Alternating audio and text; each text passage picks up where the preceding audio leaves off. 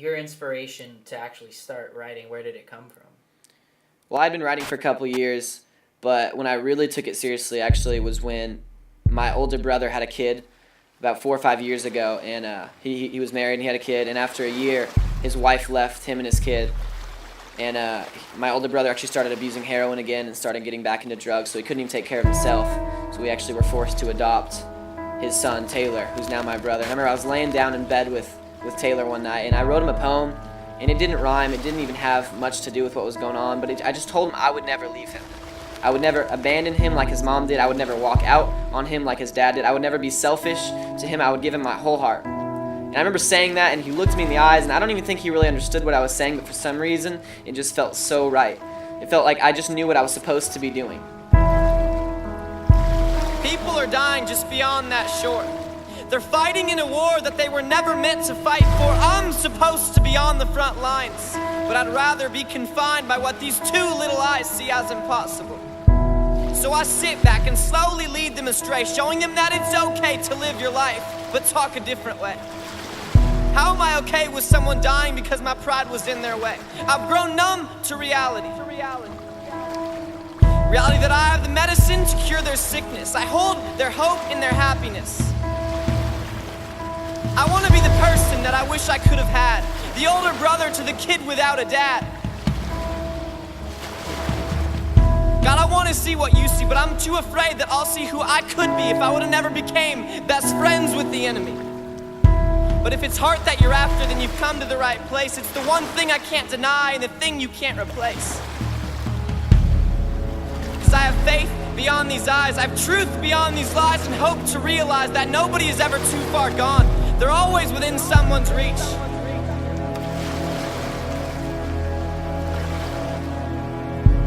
I want your love to rip through me like shrapnel to a soldier that I never really knew, but I have no problem wearing red, white, and blue.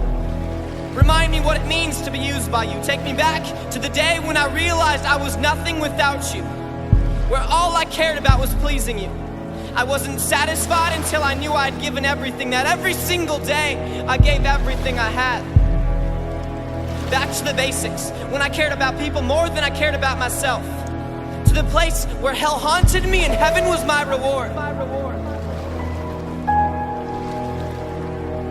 I want your love to be like a ticking time bomb inside of me, that at the right time and at the right place, you would take my life so that every person around me could get a glimpse of you.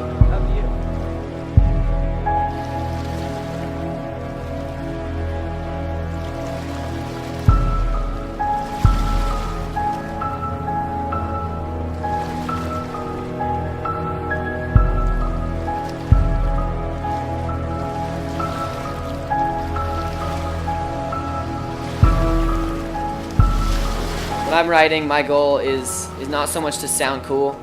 If that were the case, I would try to sing or something. I'm talking to music. It's to see people just look at their heart. I could see it in their eyes. They don't even have to say anything to me. It's just those people that hear what I'm saying, and they just look into their heart, those dreams that they've put down because they weren't successful or socially acceptable, those dreams that they try to act like aren't there anymore. I want them to realize that they're still there, and they're still so alive deep down, and I want them just to remember they're there. It's not my job to start the dream for them, but I just want them to see that there's more to life, that there's more to what they're doing than just living life. God has so much on their life, and He's put those dreams there for a reason, and it's not just to have them inside to talk about them, but it's to live them out.